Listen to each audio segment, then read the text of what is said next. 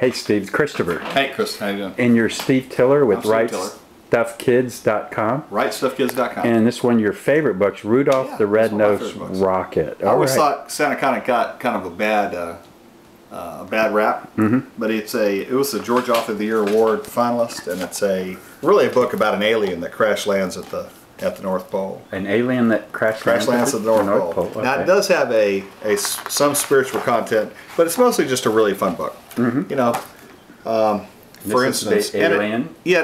When I was growing up, one of my favorite, I love Christmas because I like getting stuff, and one of my favorite rhymes was "'Twas the night before Christmas," right? Like everybody, and so there's a lot of areas in here where it'll kind of sound like that old rhyme, and it's also the all same. All through the house, not a creature was stirring, not even a mouse. Right? Well, we changed that to a little bit differently. We say, the hammer stopped tapping, it was silent as death. No sound was heard, not even a breath. But we do have a mouse down here. There you go.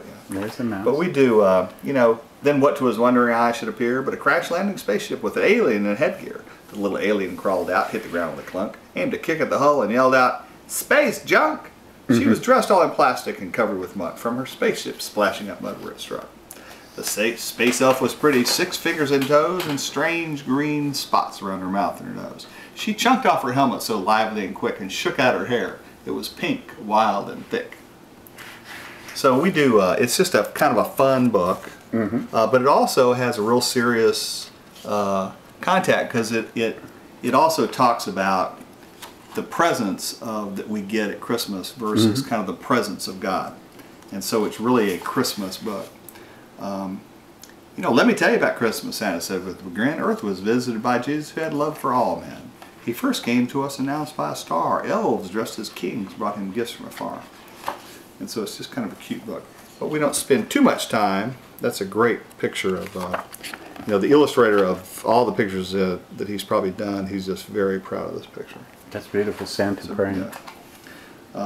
You know, he does a lot of interesting things. You can kind of see Santa in the mirror, but he does very complex things. You know, Pinky heard Santa mutter, "I'd like to see stars. If we built a rocket, I could fly by and see Mars." They had talked about trying to get her back up into space. The elves went to work finding the parts, a task that was loved by each elf at heart. They found an old 454 with cam overhead, built an airtight body, and painted the nose candy red. You know, so it's just a really fun kind of a book.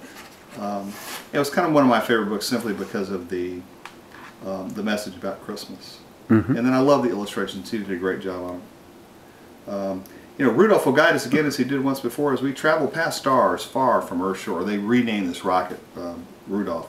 "Pinky," called Santa, "we have to hurry and go. I got to get back for the big Christmas show." Mrs. Claus had sewed Santa a jacket and cap. Elf Space Control checked rockets and flaps. Soon the rocket was ready, red-nosed towards the sky. Santa and Pinky gathered the elves for goodbye.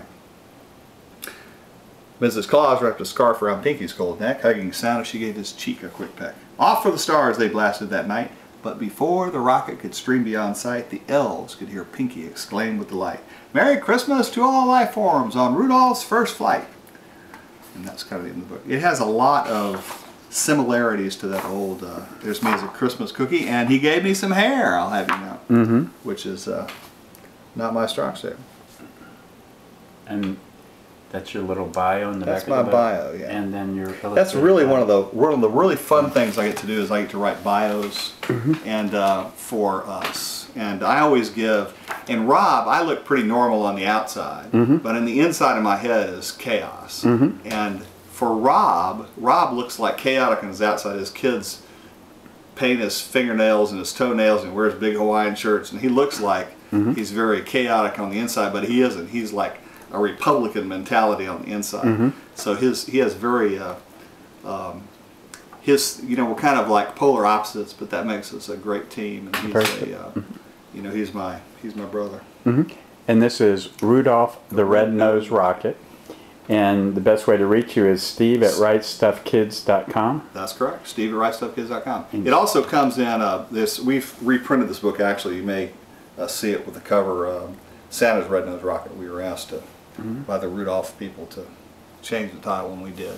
And so it comes with a different cover, actually. But it's a great book, and it's just you know, it's a great kids book.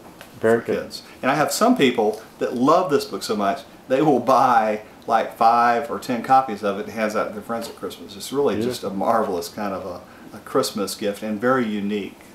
With some, You usually just don't find books that have that kind of, carries a real Christmas message with some for kids. amazing illustrations. Just They're great, beautiful. great illustrations, yeah. Thank you, Steve. We even did the back as a Christmas present. There you go. Yeah. That's beautiful. Well wrapped.